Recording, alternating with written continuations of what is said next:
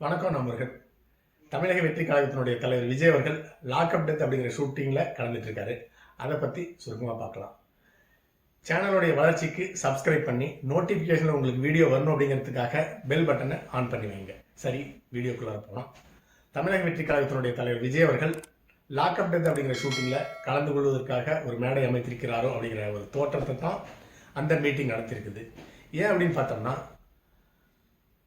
அஜித்குமார் என்ற செக்யூரிட்டி தற்காலிக பணியாளர் அடித்தே காவல்துறையால் கொலை செய்யப்பட்டிருக்கின்றார். அது 100% லாக்அப் டெத். அது எந்த விதமான மாற்று கருத்தும் இருக்க முடியாது. இதுக்கு மேலே லாக்அப் டெத் அப்படின்னு சொல்லிட்டு ஷூட்டிங் சொல்லிட்டு அவருடைய மரணத்தை நான் ஒரு தவறாக பேசவில்லை. அந்த அளவுக்கு தான் தமிழக வெற்றி கழகத்தினுடைய தலைவர் விஜய் அவர்கள் நடந்து கொண்டிருக்கின்றார்.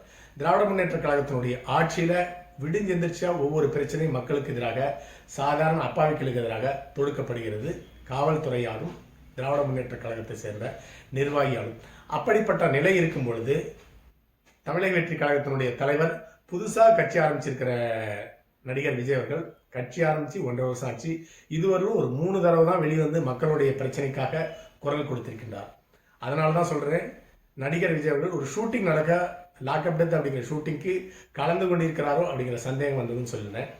ஏன்னா நடிகர் விஜய் அவர்கள் நடிகராக ஆரம்ப கட்டத்தில் இருந்த பொழுது தான் சினிமா தொழிலில் மிகப்பெரிய வளர்ச்சி அப்படிங்கிற அடையணுங்கிற காரணத்திற்காக 3 மாசத்துக்கு ஒரு படத்தை ரிலீஸ் பண்ணிட்டே இருப்பாரு.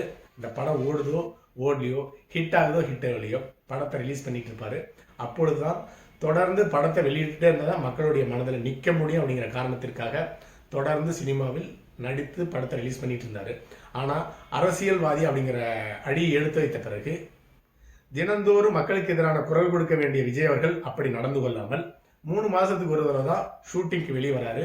அல்லது அந்த படத்தை எடுத்து ப்ரமோஷனுக்காக பேசுவாங்க பார்த்தீங்களா, அதை போல வந்து கொண்டிருக்கின்றார். தினந்தோறும் மட்டுமல்ல, வாரத்தில் ஒரு மிகப்பெரிய பிரச்சனையாவது திராவிட முன்னேற்ற கழகத்தினுடைய ஆட்சியாளர்களால் மக்களுக்கு ஏற்படுகிறது. அதை பற்றி தொடர்ந்து பேசாமல், குரல் கொடுக்காமல் இடைவெளி விட்டு தான் வராரு. அதனால தான் அப்படி குறிப்பிட்டிருந்தேன். அடுத்ததாக இதை ஒரு ஷூட்டிங் போல நடத்தியிருக்காருன்னு சொல்வதற்கு காரணம், அந்த மேடையில் விஜயனுடைய அருகில இஸ்லாம் மதத்தை சேர்ந்த ஒரு பெண்ணும், கிறிஸ்துவ மதத்தை சேர்ந்த ஒருவரும், இந்து மதத்தை சேர்ந்தவர்களும் நிறைய பேர் நிறுத்தி வைக்கப்பட்டிருந்தார்கள்.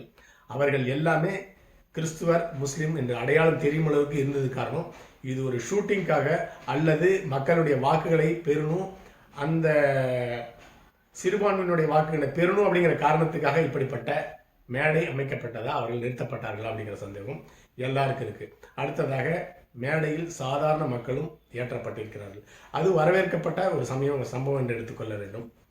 அடுத்ததாக இந்த மேடையில் ஆதவ அர்ஜுனா அவர்கள் மற்றும் புஷி ஆனந்த் ஒரு IAS அதிகாரியும் கலந்து கொண்டு தங்களுடைய வாதங்களை எடுத்து வச்சிருக்காங்க. சரி, இந்த இடத்துல அந்த அஜித்குமாருடைய மரணத்துக்கு எதிர்ப்பு தெரிவிக்கிற அந்த கூட்டத்தில் வந்திருந்த பெண்கள் எல்லாமே வருகின்ற 2026 சட்டமன்ற தேர்தலில் விஜய் அவர்களை முதலமைச்சராக தேர்ந்தெடுப்போம் அப்படின்னு சொல்லியிருந்தாங்க.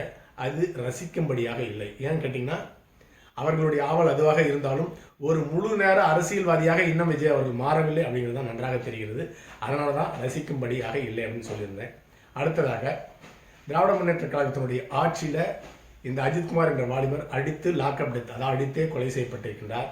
அதற்கு தமிழக முதலமைச்சர் மு.க. ஸ்டாலின் அவர்கள் அந்த குடும்பத்திடம் தொடர்பு கொண்டு சாரிமா தெரியாமல் நடந்துச்சு அப்படின்னு சொல்லியிருக்கிறாரு. அதற்கு திராவிட முன்னேற்ற கழகத்தினுடைய ஆட்சியில் 24 லாக்அப் டெத் நடந்திருக்கு. அந்த 24 குடும்பத்திற்கும் ஃபோன் பண்ணி சாரி கேளுங்க முதலமைச்சர் சாரின்னு சொல்லிட்டு விஜய் அவர்கள் பேசியிருக்கிறார். அடுத்ததாக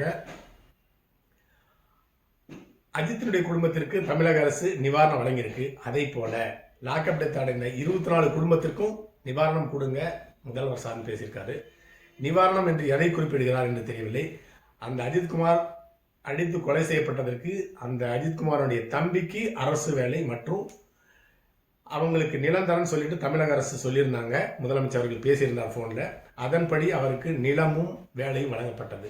அந்த நிலமும் வேலை வழங்கப்பட்ட பிறகு அஜித்குமாருடைய தம்பி குறிப்பிடும் பொழுது தனக்கு வழங்கப்பட்ட வேலை அரசு வேலை கிடையாது, ஒரு தமிழக அரசு சார்புடைய நிறுவனத்தில் தற்காலிக வேலை தான் எனக்கு வழங்கப்பட்டிருக்கிறது. அந்த வேலை கூட தான் குடியிருக்கிற இடத்துல இருந்து 50 கிலோமீட்டர் டெய்லி போயிட்டு வர அளவுக்கு அந்த வேலை இருக்குது, தூரம் இருக்கிறதுனால என்னால் அந்த வேலையை ஏற்றுக்கொள்ள முடியும்னு சொல்லியிருந்தாரு. அடுத்ததாக அவருக்கு வழங்கப்பட்ட நிலம், அவருக்கு ஒதுக்கப்பட்ட தமிழக அரசால் ஒதுக்கப்பட்ட நிலம் ஊருக்கு ஒதுக்குப்பதத்தில் உபயோகப்படுத்த முடியாத அளவில் இருக்குன்னு சொல்லிட்டு அவரே நியூஸ் சேனலுக்கெல்லாம் பேட்டி கொடுத்துருக்காரு. அப்படிப்பட்ட நிலையில அஜித்குமாருக்கு வழங்கப்பட்டதை போல நிவாரணம் மற்ற லாக்அப் டெத்தில் இருந்த 26 பேருக்கு வழங்க வேணும்னு சொல்லிட்டு விஜய் அவர்கள் பேசியிருக்கிறது எப்படி ஒரு சரியான முடிவு என்று எனக்கு தெரியவில்லை. இந்த நிவாரணம் சரியா போய் சேர்ந்திருக்கா இல்லையாங்கிறதே நடிகர் விஜய்க்கு தெரியவில்லை அப்படிங்கிறது தான் நன்றாக தெரிகிறது. அடுத்ததாக சிபிஐ விசாரணை திராவிட முன்னேற்ற கழகத்தினுடைய ஆட்சியாளர்களாகவே இந்த மரணத்திற்காக சிபிஐ விசாரணைக்கு உத்தரவிடப்பட்டிருக்கிறது. அப்படி என்றால் கடந்த அண்ணா திராவிட முன்னேற்ற கழகத்தினுடைய ஆட்சியில பென்னிக்ஸ் ஜெயராஜ் என்ற 2 அப்பாவிகள் அடித்து கொலை செய்யப்பட்டார்கள். அப்பொழுது எதிர்க்கட்சியாக தலைவர் இருந்த மு க ஸ்டாலின் அவர்கள் இந்த பென்னிக்ஸ் ஜெயராஜனுடைய மரணத்திற்கு சிபிஐ விசாரணைக்கு அண்ணா திராவிட முன்னேற்ற கழகம் உத்தரவிட்டிருக்கிறது. இது அண்ணா திராவிட முன்னேற்ற கழகத்தினுடைய ஆட்சிக்கு ஏற்பட்ட அவமானம் சொல்லியிருக்கிறாரு. அதை போலவே இப்பொழுது இந்த அப்பாவி அஜித்குமார் கொலை செய்யப்பட்ட மரணத்திற்கு காரணமான இந்த வழக்கு சிபிஐக்கு விசாரணைக்கு உத்தரவிடணும்னு சொல்லிட்டு முதலமைச்சர்கள் உத்தரவிட்டிருக்கின்றார். இது திராவிட முன்னேற்ற கழகத்திற்கு ஏற்பட்ட ஆட்சிக்கு ஏற்பட்ட அவமானம் என்று ஏற்றுக்கொள்கிறாரான்னு சொல்லிட்டு விஜய் அவர்கள் கேள்வி எழுப்பியிருக்கின்றார். அதே போலவே திராவிட முன்னேற்ற கழகத்தினுடைய ஆட்சியில மக்களுக்கும் அப்பாவிகளுக்கும் பாதுகாப்பு இல்லை. ஏன்னு கேட்டீங்கன்னா காவல்துறையை தன்னுடைய கட்டுப்பாட்டில் வைத்திருக்கின்ற முதலமைச்சர் அவர்கள் இதை கட்டுப்படுத்த தவறிவிட்டார். அதனால முதலமைச்சர் அவர்கள் தன்னுடைய பதவியை முதலமைச்சர் அப்படிங்கிற பதவியை ராஜினாமா செய்யணும்னு சொல்லியிருக்கிறாரு. தமிழக மக்களுக்கு முதலமைச்சர் மு க ஸ்டாலின் அவர்கள் ஏதாவது நல்லது செய்யணும்னு நினைச்சா எலெக்ஷனுக்கு 2026 சட்டமன்ற தேர்தல் எலெக்ஷனுக்கு இன்னும் 8 மாதம் இருக்கு. அதுக்குள்ளார தன்னுடைய ராஜினாமா செய்வதே தமிழக மக்களுக்கு முதலமைச்சர் செய்யும் நன்மை என்று கூறியிருக்கின்றார். அடுத்ததாக இப்படி தொடர்ந்து திராவிட முன்னேற்ற கழகத்தினுடைய ஆட்சியாளர்களால் மக்களுக்கு பாதிப்பு ஏற்படும் பொழுது மக்களோடு மக்களாக சேர்ந்து ஆளும் திராவிட முன்னேற்ற கழகத்துக்கு எதிராக போராடுவோம், தோல் கொடுப்போம் அப்படின்னு சொல்லிட்டு விஜய் அவர்கள் பேசியிருக்கின்றார். அண்ணா திராவிட முன்னேற்ற கழகத்தினுடைய கடந்த கால ஆட்சியில் எதிர்க்கட்சி தலைவராக இருந்த எடப்பாடி மு க ஸ்டாலின் அவர்கள் காவல்துறை மரணங்கள் லாக்அப் டெத் நிறைய நடந்துட்டு இருக்கு, அதற்கு எதிராக நாங்கள் போராடுவோம்னு சொல்லி அப்பொழுது அறிக்கையெல்லாம் விட்டார். ஆனால் ஆட்சிக்கு வந்து திராவிட முன்னேற்ற கழகத்தினுடைய ஆட்சியில் கடந்த கால ஆட்சியை விட இந்தியாவிலே அதிக அளவில் லாக்அப் டெத் நடந்திருக்குது. அதனால் திராவிட முன்னேற்ற கழகத்தினுடைய ஆட்சியாளர்களுக்கு எதிராக போராடுவோம். அதே போல் கடந்த காலத்தில் எதிர்க்கட்சி தலைவராக இருந்த மு க ஸ்டாலின் அவர்கள் கனிம வள கொள்ளை, டாஸ்மாக் இதற்கெல்லாம் எதிர்த்து போராடுவோம், ஆட்சிக்கு வந்தால் கனிம வள கொள்ளை நடக்காது, டாஸ்மார்க் மூடுவோன்னு சொன்னாங்க, அதை செய்யவில்லை. அதனால் முதலமைச்சர்கள் தன்னுடைய பதவியை ராஜினாமா செய்வது தான் மிக சரியாக இருக்குன்னு சொல்லிட்டு தமிழக வெற்றி கழகத்தினுடைய தலைவர் விஜய் அவர்கள் பேசியிருக்கின்றார். அடுத்ததாக அஜித்குமாரனுடைய கொலைக்கு நியாயம் கிடைக்கும் வரை நாங்கள் தொடர்ந்து போராடுவோம் அப்படின்னு சொல்லிட்டு அஜித்குமாரனுடைய குடும்பத்திற்கு நிவாரணம் வழங்கியிருக்கின்றார் தமிழக வெற்றி கழகத்தினுடைய தலைவர் விஜய் அவர்கள் கட்சி சார்பாக. அஜித்குமாருக்கு கடைசி நியாயம் கிடைக்கும் வரை சட்ட போராட்டத்தினுடைய அஜித்குமாருடைய சட்ட போராட்டத்தில் நாங்களும் உடனிருந்து செயல்படுவோம் சொல்லியிருக்கிறாரு. அது மட்டும் போதாது என்று தமிழக முதலமைச்சர் குறைந்தபட்சம் தன்னுடைய கட்டுப்பாட்டில் இருக்க காவல்துறை மற்றும் உள்ளாட்சித்துறை அந்த 2 பொறுப்புகளையுமே மற்ற அமைச்சர்கள் கொடுத்துட்டு ஒதுங்கி இருக்கிறது தான் மிக சரியாக இருக்கும். ஏனென்றால் முதல்வர் அவர்கள் மிக சரியாக செயல்படவில்லை அப்படின்னு சொல்லியிருக்கிறாரு. ஆதவ அர்ஜுனா அவர்கள் வலிக்கு விழுந்து வலிப்பு வந்து அந்த அஜித்குமார் என்ற நபர் இறந்து விட்டார். இப்படி பொய்யாக எஃப்ஐஆர் பதிவு செய்யப்பட்டிருக்கிறது. அஜித்குமார் அடித்து கொலை செய்யப்பட்ட பிறகே எஃப்ஐஆர் பதிவு செய்யப்பட்டிருக்குன்னு சொல்லிட்டு அவரும் குறிப்பிட்டிருந்தார்.